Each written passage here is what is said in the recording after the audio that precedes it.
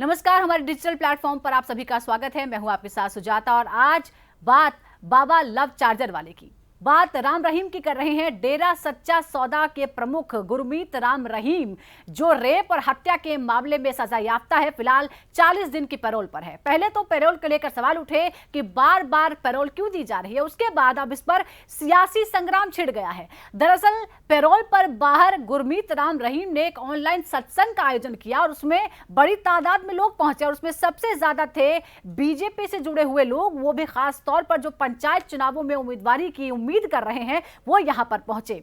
इसके बाद फिर बवाल मच गया। वीडियो सामने आने लगा और दिखा कि कैसे करनाल की मेयर रेणु बाला गुप्ता भी गुरमीत राम रहीम को पिताजी कह के आशीर्वाद मांग रही हैं, उनकी तारीफ में कसीदे पढ़ रही हैं।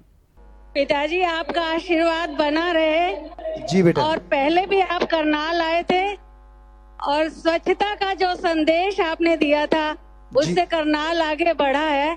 इसके अलावा एक लंबी फहरिस्त है जो बीजेपी से जुड़े हुए लोग हैं, कार्यकर्ता हैं, वो बाबा राम रहीम के इस कार्यक्रम में पहुंचे थे, बाबा का आशीर्वाद लिया था और जब उनसे सफाई मांगी जा रही है तो वो कह रहे हैं कि इसका राजनीति से कोई लेना देना नहीं है। बड़ा सवाल यह है कि जनप्रतिनिधि किसी बलात्कारी, किसी हत्या के मामले में दोषी करार दिए शख्स की तारीफ कैसे कर सकते हैं, उसके साथ किसी सार्वजनिक मंच पर नजर कैसे आ सकते हैं?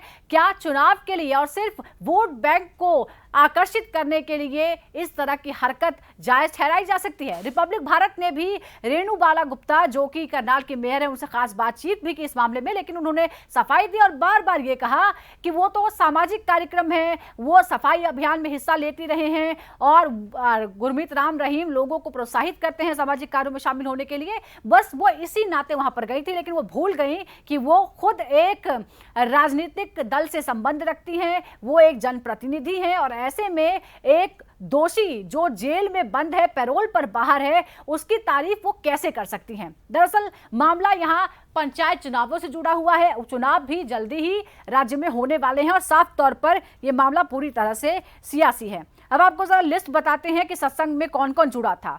सत्संग में शामिल होने वाले लोगों में रेणु बाला गुप्ता तो है ही, इसके अलावा जिला अध्यक्ष योगेंद्र राणा, डिप्टी मेयर नवीन कुमार और सीनियर डिप्टी मेयर राजेश का नाम भी शामिल है। इन सभी ने गुरमीत राम रहीम के सत्संग में हाजिरी लगाई और साथ ही उन्हें करनाल आने का न्योता भी दिया। यह भी कहा कि अभी तो ऑनलाइन हम आपसे बात कर रहे हैं, लेकिन हम चाहते हैं कि आप करनाल आए और अब आपसे व्यक्तिगत रूप से हम सत्संग में आपसे मिले, आपका आशीर्वाद प्राप्त करें।